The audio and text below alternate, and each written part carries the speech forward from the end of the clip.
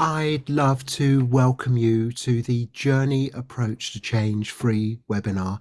I'm Chris Johnstone. I'm calling in from the north of Scotland, and I'm delighted that we've got an international community of people joined together watching this webinar. My goal is really to introduce the Journey Approach to Change as a system of insights and practices for helping change happen. And it's particularly useful when there's something you want to do or a change you'd love to make, but there's obstacles or difficulties in the way. And one option that you have when things are difficult is just to throw your hands up in the air and say, that's it, lovely idea, but I can't see it happening. It's not in the picture. It's not going to happen, and give up. But another option available to you is to see your current frustration or facing the obstacle as just part of a larger journey, and then to look at what helps you move that way. And so that's where we draw on this system of insights and practices. And what it does is it supports our heartfelt intentionality. I love that phrase. I'm just going to say it again. It supports our heartfelt intentionality. Intentionality is where we're living with and guided by intentions, that we're for something, that we're clear about a purpose that's acting through us. But you can feel heartfelt intentionality, but another step is to express it, to express heartfelt intentionality. And what we're going to be doing in this webinar is introducing some of the insights and practices from the Journey Approach to Change that can help you make progress with moving forward changes you'd like to see happen in the year ahead. And doing this webinar at the start of the year is a really great time to do a webinar like this, because we've got this big stretch of time in front of us, and saying it can go so many different ways. There's better ways it can go, worse ways it can go. But if you were just to focus on what you'd like to happen in this year ahead, You and want then to, if you were to see yourself as an agent of that change, the purpose of supporting that larger change as something that can happen through you. So let's just look at what is this Journey Approach to Change. And the place it begins is with a desire for movement in a particular direction. And if you had an open sentence that began, "A change I'd love to help happen is," and I'm going to invite you to reflect on that. A change I'd love to help happen is, and there may be several that come up, but if you just keep with that, a change I'd love to help happen is. And just to expand the range of what we might consider, I work with what I think of as the me, you and us model of change, the me, you and us model of well-being. And you can apply that sentence starter, a change I'd love to help happen is, at any of those levels. You can apply it to looking at your own life. That's the me. You can also be applying it to someone that you're supporting, particularly if you're a helping professional. Your role might be alongside others, helping them make changes. And certainly the focus of the Journey Approach to Change can be used as much for our own changes as it can be for supporting others. But also, one of the sets of ideas we draw upon is some systems thinking, and systems thinking sees our world in layers of wholes and parts at different levels. For example, there's you as a person, but you're part of groups, communities, families, organizations. You're part of larger collective groups of people that will also have journeys of change. And when you talk about a change I'd love to help happen is, you can choose your level. And what we'll be looking at are a set of tools that you can apply at a range of levels. But just for today, just for this time here now, I'm going to invite you to pick one thing, one change that you would like to try out some tools with. And you can come back to a different type of change on a different occasion. But just for now, think, okay, what's a change I'd love to help happen? Some of you may be absolutely clear. I know I'd love to, I'd love to help this change happen or that change happen.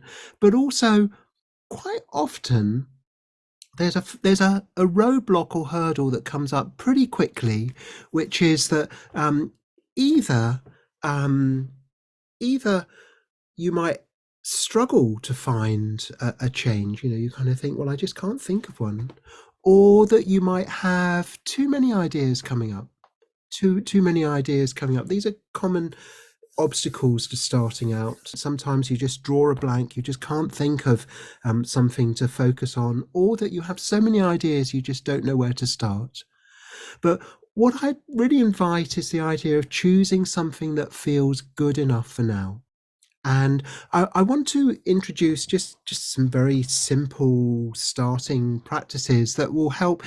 If you can't think of anything, then what you need to give some time to as part of the journey approach to change, part of the journey of change, is just a practice of generating options that feel good enough for now. So, for example, you might ask yourself a question and then follow that question by some space and just listen. So, if you ask, what would I love to happen this year? And then listen.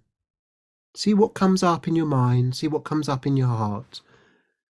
Or you might write that down at the top of a bit of paper and then just fill a page with possible responses. And there's an idea of something called an inquiry, and an inquiry is different from just a question. An inquiry is a question you keep coming back to. You might ask it every morning.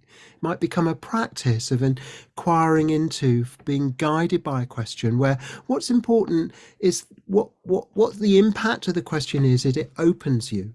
And you may have a different answer each day, and a different answer even at different times in the same day. I'm just thinking of, how do you support yourself to generate options? Another might be to imagine helping a close friend approaching this question. How would you encourage them? Another way that we'll play around with a bit more later, perhaps, is imagining yourself a year from now in a future where things went better than expected. What would you be pleased about?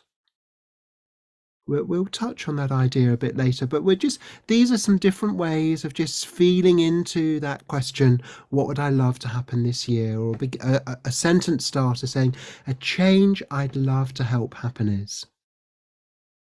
And just noticing that if you come up with ideas, but you shoot them down very quickly, how are you blocking ideas? And would it be ways to just hold that back a bit? Sometimes you can have a filter that filters out ideas that are seen as not good enough or unworkable. And sometimes your filter can be overactive in a way that it filters out so many responses that you end up feeling that you're left with nothing. But another side is where you haven't got a strong enough filter and everything comes bursting through, and that's where you have too many ideas. And so these these may be things that are familiar to you. You may have your own ways of sorting through and sifting ideas. One I quite often do is I say, if I've got too many ideas coming up, I say, okay, list 10, choose one. List 10, choose one. And sometimes I come to 10, I think I still got loads more tumbling out. So I might list 20 and maybe choose two. But this idea of, there's different types of thinking. One is the divergent thinking of generating options, but another is convergent, narrowing down and say, what am I going to focus on? And particularly this idea of what feels good enough for now. What I'm being really struck by is the power of constraints. Actually, when you set yourself constraints, say, okay, I'm going to give myself until, I'm just going to give, I need to choose in the next minute. So you give yourself a time limit and say, and whatever I choose in the next minute will be good enough for now. Or you give yourself a review time. It's not choosing forever. It's saying, I'm just going to choose this for the next month, and then I'll stop and review again. So what I'm looking at here this is part of the journey approach to change. And the reason I'm mentioning this right at the start is that someone emailed me recently and said, Chris, the course looks really interesting, but is it just for people who are already really clear about what they want? Or what if you would love to find something, but you just haven't got it yet? You don't really know what it is that's calling you. And to recognize that choosing and generating options and then choosing options are themselves active parts of the journey. And it's worth giving time and attention to them. And that when we talk about the journey approach to change, don't be put off if you're not clear yet about what it is, what journey it is you want to move forward. See that as part of the opening steps of this journey. And so I'm coming back then to inviting you really just to reflect on the open sentence that goes along the lines of a change I'd love to help happen is. A change I'd love to help happen is. And and when you've got one, or you don't have to restrict yourself to one, but I think it's good to become familiar with a set of practices if you apply it to a specific context. So applying it to a specific context, a change I'd love to support this year, when you've chosen, then the next step is to take it on as a project, to take on the project of supporting the change you want to make. Well, some people say, well, why not just get on and do the change, rather than fuss about this and that, it's just getting in the way. If your change is easy to make and you can go ahead and make it, then just go ahead and make it. But the journey approach to change is particularly useful when there's something you want to do, a change you want to make, a project you want to move forward, but there's obstacles in the way that make you perhaps even doubt whether it's possible to do. And so what we're looking at here is an approach to making difficult changes or complex changes, changes where there's resistance, changes where there's obstacles.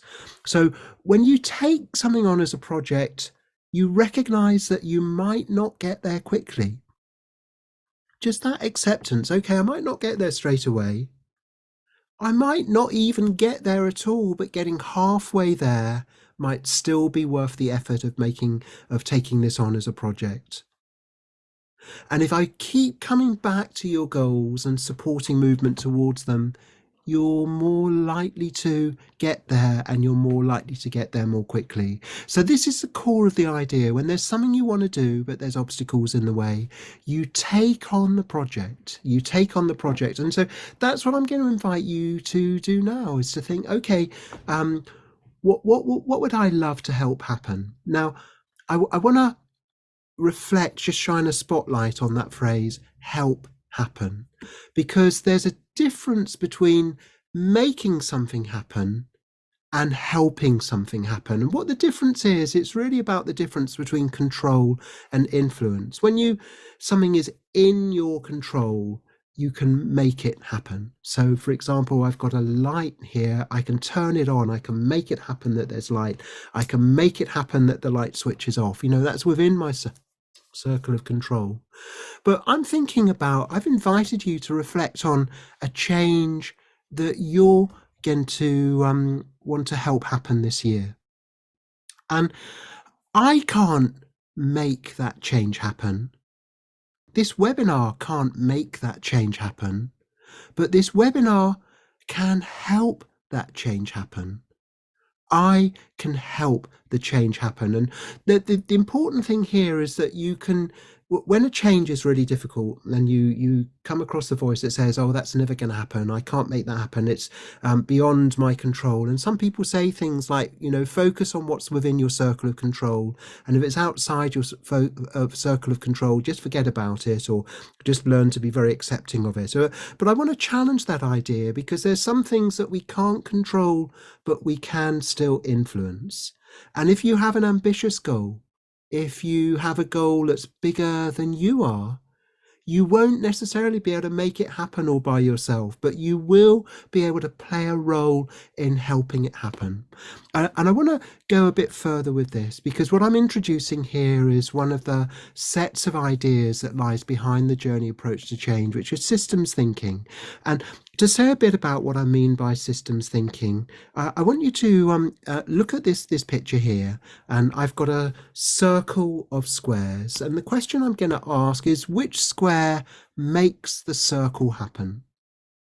And It's a bit of a strange question because it might seem even a nonsense question. Which square makes a circle happen? No single square has the ability to make the whole circle happen. It's beyond their power, beyond their ability, beyond their capacity. But each square plays a role in making the circle happen. It helps the circle happen. And there's something here about the difference between being a sufficient cause and being a contributing cause. And it may sound like, is this just philosophy? But in fact, it's practical philosophy because it really changes the way we approach things. And what I mean by that, you can take any kind of problem or any kind of change, and you can look at different types of contributing cause. So, for example, we often focus on what are the trigger causes. The trigger causes, this thing made me feel anxious. It might be a big spider in the room. The big spider, made me feel made me scared, and we might think, well, that's a trigger of anxiety, or I had a difficult day and it's really tipped me into a low mood. That's a trigger.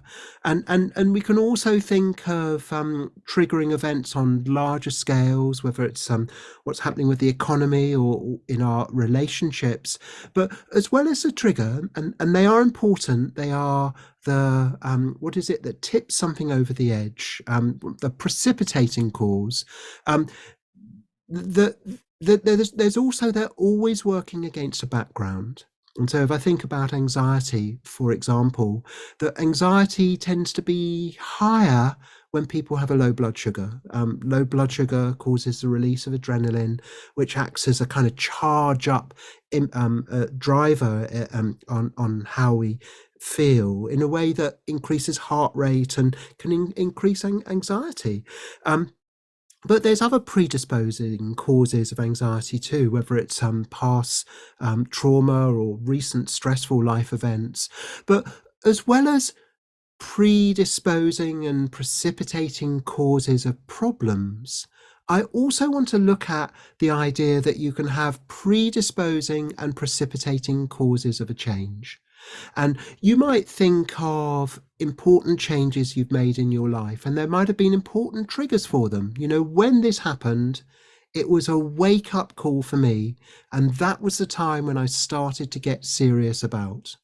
And so, this idea of paying attention to what are the triggers for change, and how can we understand not just letting life trigger us at particular moments, but how can we take responsibility for triggering ourselves to support the changes that we want to make? For example, if I want to be more determined, for example, in a change, what do I need to pay attention to that will feed my determination? It might be, for example, when I pay attention to causes for something, that makes me more aware of why it's important in a way that increases my determination. But as well as the trigger factors for a change that we want to make, there's also background factors as well. And one of the background factors for change is our confidence in our ability to make change, and that's going to be linked also to our change making skills, our change making capacity. And that's something that we can change. We can change the background of our lives in a way that strengthens our ability to make important changes. That's really our focus. We're looking at how do we change the background of our lives in a way that strengthens our ability to help important changes happen. And so a trigger might be where we give attention to what the change is, we give attention to why that's important. But also in the background, there's our capacity, but there's also the level of support that we have. There's a whole range of factors in the background that can tip the balance between us feeling that we can take something on or that we don't believe we can. But I want to look at the third P. I talk about these as the three Ps of change, the three Ps of a problem. So that as well as the precipitating or trigger causes, the predisposing or background causes, there's also perpetuating or maintaining causes. And that's when we look at a problem, it's what keeps a problem going in the long term. Now, I just want to share part of my background here. I've been interested in the psychology of change for about 40 years, since I did my first degree combining medicine and psychology back in the early 1980s. And at that time also, I was deeply troubled by what I saw happening in the world, a time of superpower conflict and threat of nuclear exchange. You know, that was part of the background of my life that led me to be very interested in change. And um, in terms of my journey, I went on to work in addictions recovery. I trained as a medical doctor, and then worked for nearly 20 years in the addictions recovery field, working with people with severe alcohol problems. And one of the important things here was that some people would get very interested in what's the root cause of addiction. They'd look for whatever it was that started something off at the beginning, and you can look for root causes in different places. But I come back to that question: which um, which square makes the circle happen? And I find it more helpful to think of many contributing causes acting together. There's some in the background, some trigger causes, particularly when I was working with people trying to reduce the risk of relapse, for example, looking at triggers of relapse and things in the background that made a relapse more likely. But also, once somebody had relapsed, what would make the difference between them bringing it to a very abrupt halt, or the relapse just turning into a downward spiral that turned into more and more drinking? And what we're looking at there is, what are the changes that keep something going after it's already happened, the perpetuating causes. Now, you could talk about the perpetuating causes of a problem, but you can also talk about the perpetuating causes, the maintaining factors of a change you want to make. What we're looking at here is, once you've made a change, how do you keep it?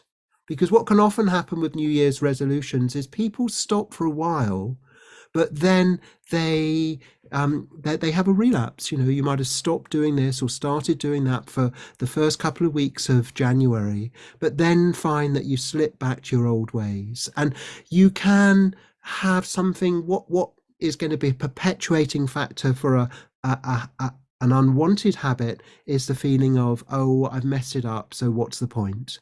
But a perpetuating factor of change you want to make is to recognize that it was a slip, but you can also restore your recovery. You can look at steps you can take to get back on track. The main thing that I'm wanting to present here is the difference between making a change happen and helping a change happen. And if you want to make a change happen and you find that you did make it for a couple of weeks in January, but then it became unmade, how do you deal with the setbacks and the falls and the mistakes along the way? And one of the ways you do that is you say, mistakes are part of the journey. But what's important is coming back to the question, what's the change that I most want to make? What's the change that I want to help happen this year? And so when you help something happen, even if the change gets broken and you take some steps back, you can help it happen and help it continue happening by looking at how you get back on track again. Now, I was looking in the comments that people have written, and I think it was Rachel, you wrote that one of your hopes of this webinar is it would help you with changes in addressing the mess we're in, the larger mess we're in, looking at our world situation. And one of the things that blocks change right at the start is the idea that we can't do it. And it's very interesting when looking at problems in the world. There was a big study done a dozen years or so ago by the Mental Health Foundation, where they asked people how they felt about world problems. And the commonest response was powerlessness. The idea that you can't change the world, so what's the point of even trying? Now, this is where this distinction between making a change and helping a change is really important. If you want to, for example, tackle climate change, the climate crisis that's happening in our world at the moment, making it happen, you can have all kinds of goals you'd love to make happen.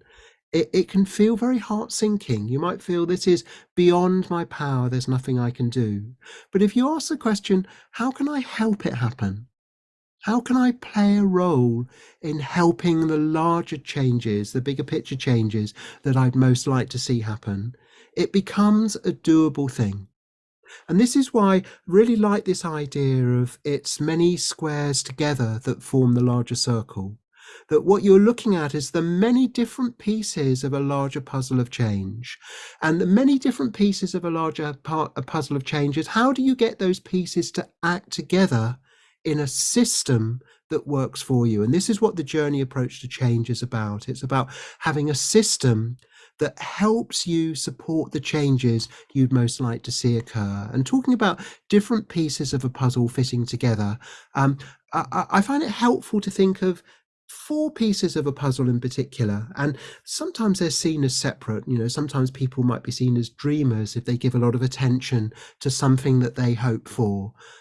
You're just a dreamer thinking about changing the world, or you're just a dreamer thinking about your big hopes for your life, what you'd love to see happen, in 2023. Are you a dreamer if you really give attention to that? But what we're looking at here is dreaming as one piece in a larger puzzle. And I'm using the word dream here to, it's about giving attention to what you'd like to see happen. And I love the way these words roll together: dream, plan, do, review.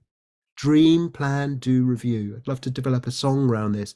Dream, plan, do, review, taking the steps to help your dreams come true. Now, even a phrase like help your dreams come true can press the buttons of the cynical part of ourselves that say, oh, can't see that happening. But one of the challenges here is how do we stop ourselves being blocked by the voice of disbelief that says it's not possible? Because there's so many things that you can see happening in the world that years ago people said, oh, that's never going to happen. Whether it was votes for women or the abolition of the transatlantic slave trade, there's lots of changes that people at some point might have said, oh, that's just dreaming, that's never going to happen. And so how do we challenge disbelief? And you might also recognize changes you've made in your own life that some while before you thought that's never going to happen. So how do we help it happen? And this is where we draw on this dream, plan, do, review as steps in a larger process. But also, if there's something I'm going to invite you to give time and attention to this year, and I was thinking, what could we plant in this webinar that if someone gave about 10 minutes to once a week for the whole of this year, it would make it more likely that they'd make progress with a change that's deeply important to them. And so this is what one of the things I'm going to invite you to do is where you start with the dream. You say, a change I'd love to help happen is. And that's your visioning. But then we're also going to be developing some kind of plan to help that happen. But also in that plan involves identifying some steps that you can take in the near future. But then taking some time to say, okay, I need to have time for the doing. I need to identify a step, but then also take the step. But also there's I think it was Stephen Covey, well, he once said that people can make excellent progress, but in the wrong direction. And one of the ways of guarding ourselves against that risk is having a review phase where every now and again we stop and we pause and we say, how am I doing? How are things going? And in that review, there's sometimes we can review and feel horrified by how off course we are. Russ Harris wrote a very important book called The Reality Slap. The reality slap is where there's a gap between how things are and how you'd like them to be. And and that gap is so uncomfortable. It's like a slap in the face. You may think, I look back on what I did and I'm so disappointed with how I did. Now, what the journey approach to change does is offer a particular way of thinking about reality slaps, not as show stoppers, but as part of the journey, part of how we learn. But also, as well as the reality slaps, there's the reality claps. And what I mean by a reality clap is where you look at what's happening and you're pleased with what you see, that you want to give applause, you want to support what you're doing. And one of the ways that you maintain your enthusiasm for change, your enthusiasm for any process, and your confidence that it's possible, is by taking time to notice and celebrate success along the way. So this time of year, you might look back at the last year and say, hey, what did I do last year that I feel good about? What steps did I take? Where do I have the reality clap of applause of I hunt the good stuff from last year? What did I do well? But also, you can look back in time at the ground you've covered and look forward in time at the ground still ahead and say, okay, what would I like to happen in this year ahead?